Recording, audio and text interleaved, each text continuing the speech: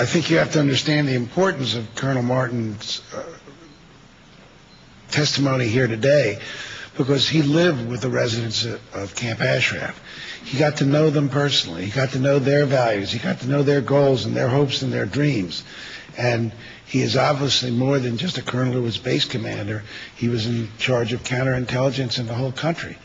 You can't fool someone like that who's there every single day. His word should be dispositive of this case. There are no terrorists in Camp Ashraf.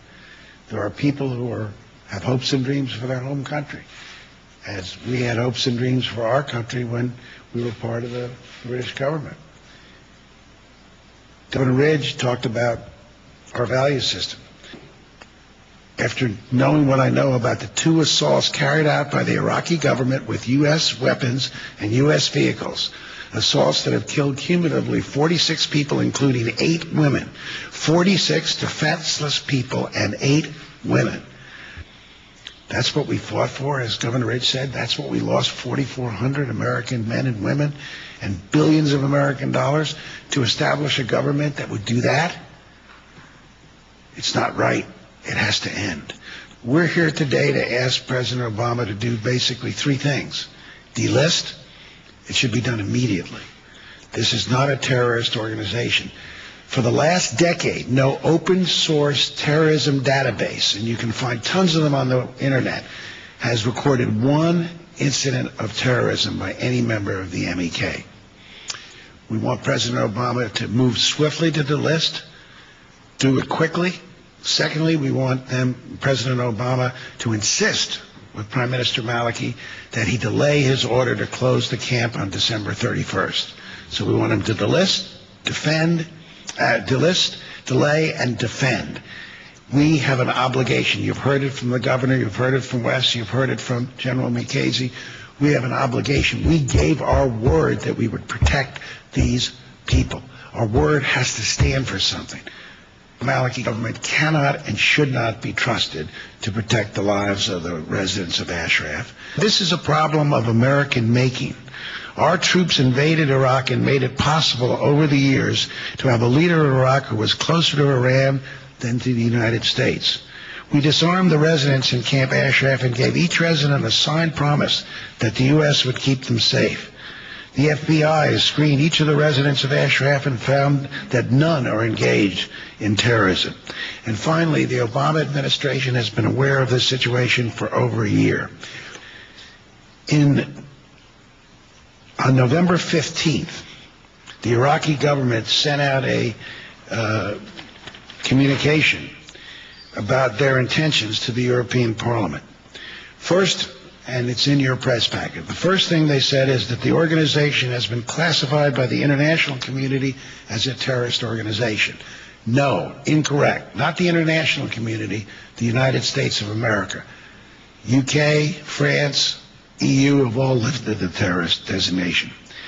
2, they said, and here's the crux of the problem, this organization, referring to the MEK, however, raises problems with Iran.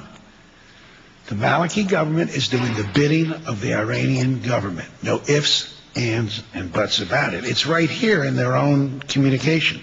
And then they have the chutzpah, to be secular about this, they have the chutzpah to say that they're dealing with the residents of the camp as individuals and in accordance with human rights principles. Anybody think that what they saw on that videotape was in accordance with human rights principles? I don't, and I don't think any American citizen would as well. Iraqi leaders, ironically, the opposition in Iraq that's part of this coalition government, the Iraqi Vice President Tariq al-Hashemi, Dr. Salah Mutlaq, the Iraqi Deputy Prime Minister, and Mr. al-Nujafi, the President of the Iraqi Parliament, have all condemned the violence and have all said, and I'm just quoting one plan here, we support the European solution of resettling the residents in third countries. If they can be transferred to Europe, it will be a logical solution. A plan proposed by the Americans to displace them inside Iraq has been rejected by all parties, and we regard it as unacceptable, and we back the solution of third countries. The UNHCR, the United Nations High Commission for Refugees, has sent a letter to Samantha Power, the senior director of the National Security Council for the White House, decrying the United States' lack of action in resolving this problem. The Congress of the United States, that rarely acts in a bipartisan fashion, on 2 occasions has passed amendments to the Foreign Relations Authorization Act saying that the United States should take all necessary and appropriate steps to prevent the forcible relocation of Camp Ashraf residents and that the process should be delayed. Unanimous support. Gosh, sometimes I think that we couldn't get unanimous congressional approval for the fact that today is Thursday, but yet we got unanimous support for that.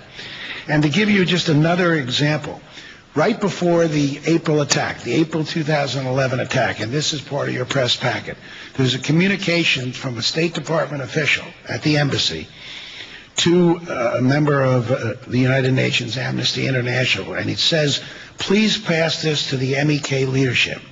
And I want to quote this because it's so shocking about how the Maliki government has lied. General Ali Gadan has ordered the ISF on the ground at Ashraf to only take occupied land there and not molest the MEK members. Maliki himself has ordered that the ISF take only occupied land and that they must not use violence.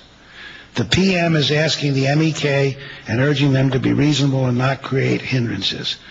The government of Iran's goal is to find a peaceful solution to this and hopes to work to find a humanitarian solution. Does anybody think that the Maliki government wasn't using violence there? That's what they promised. The Maliki government convinced the State Department official that they were just going to come in to take the unoccupied land in Ashraf, that there would be no violence.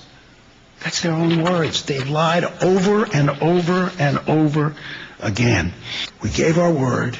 We've been naive at best, stupid at worst.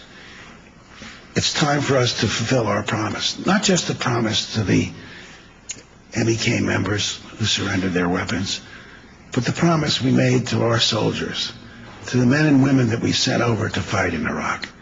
And that promise is they were going to fight. They were going to risk their lives to establish a free, democratic government that would conduct itself in the basic principles of human decency.